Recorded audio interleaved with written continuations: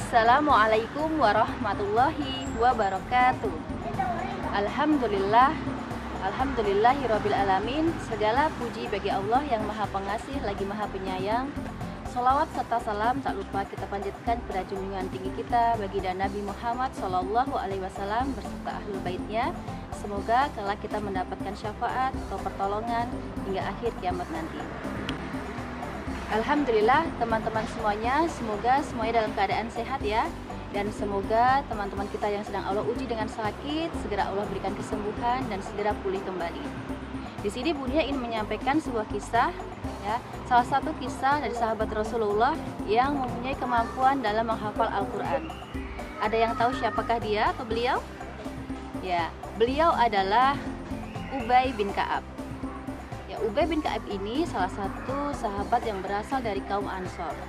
Dia adalah sahabat Rasulullah yang mempunyai kemampuan dalam menghafal Al-Quran.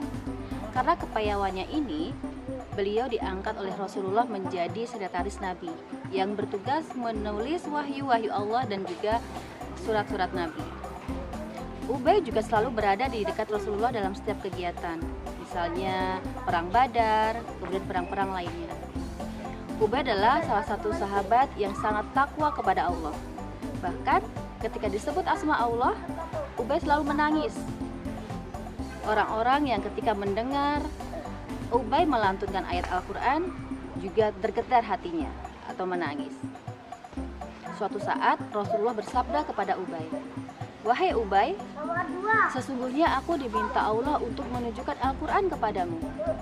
Ketika mendengar itu, Ubay pun terkejut. Kemudian bertanya kepada Rasulullah, "Wahai Rasulullah, apakah namaku disebut kepadamu?" Dan apa yang dijawab Rasulullah?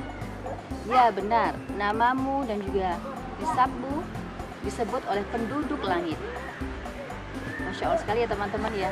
Tidak hanya di dunia, tapi juga penduduk langit pun menyebut nama Ubay. Semasa hidupnya, Ubay dikenal sebagai panutan. Bahkan Umar bin Khattab pernah menyebut bahwa Ubay adalah tuntunan umat Islam. Maka ketika Ubay wafat, meninggalkan banyak kesedihan dan kedukaan yang mendalam bagi umat Islam. Karena itu, ketika Ubay meninggal dunia, banyak sekali orang-orang yang datang untuk mengantarkan jenazah Ubay dan juga ikut mendoakannya.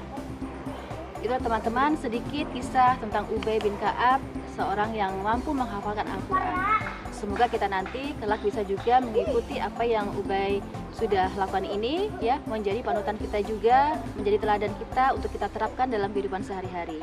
Banyak sekali manfaat atau keutamaan kita dalam menghafal Al-Quran.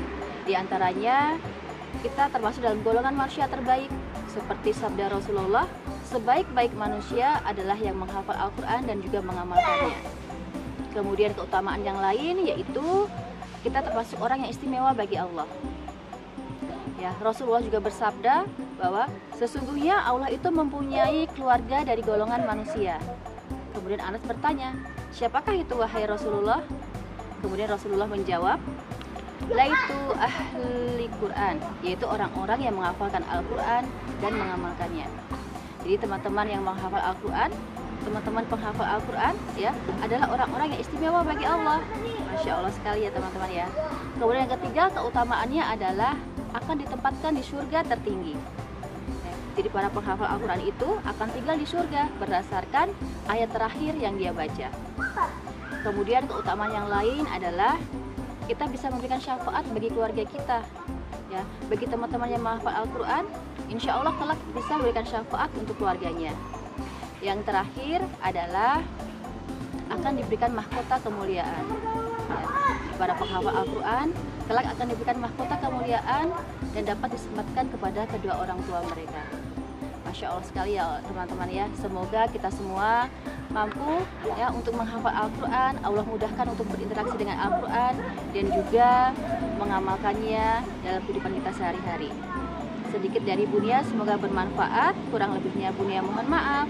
Wassalamualaikum warahmatullahi wabarakatuh.